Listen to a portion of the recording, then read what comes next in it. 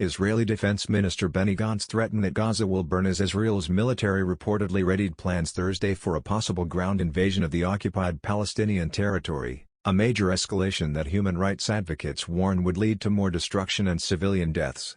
It's direct evidence of premeditation to commit war crimes and crimes against humanity.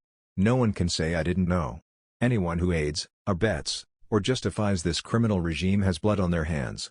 Ali Abu Nima, the electronic intifada in remarks dubbed as a message to the people of Gaza, Gantz, who served as Chief of General Staff for the IDF during Israel's deadly 2014 invasion of the Gaza Strip, claimed that Hamas leaders bear responsibility for your being hunkered down in your homes amid Israeli airstrikes.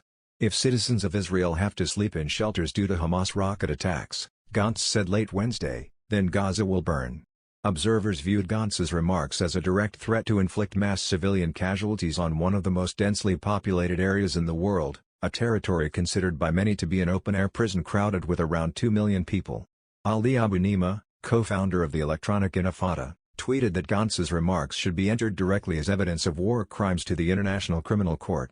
Gantz said Gaza will burn, Abu Nima continued. It's direct evidence of premeditation to commit war crimes and crimes against humanity. No one can say I didn't know.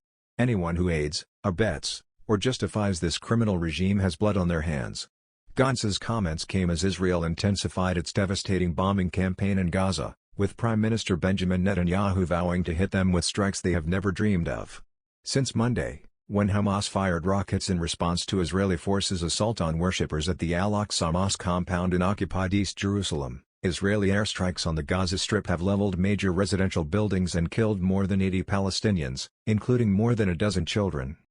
Palestinian residents of Gaza Strip woke up on Thursday to mark Eid al-Fitr, one of the holiest occasions in the Islamic calendar, amid relentless aerial bombardment by Israel, Al Jazeera reported. Heavy bombardment on the Gaza Strip continued early on Thursday as Israeli forces launched a series of air raids on various locations. Later Thursday, plans for a potential ground invasion of Gaza are expected to reach the IDF General Staff for approval before heading to Israel's political leadership, which has repeatedly rejected ceasefire offers from Hamas, the United Nations, and Egypt.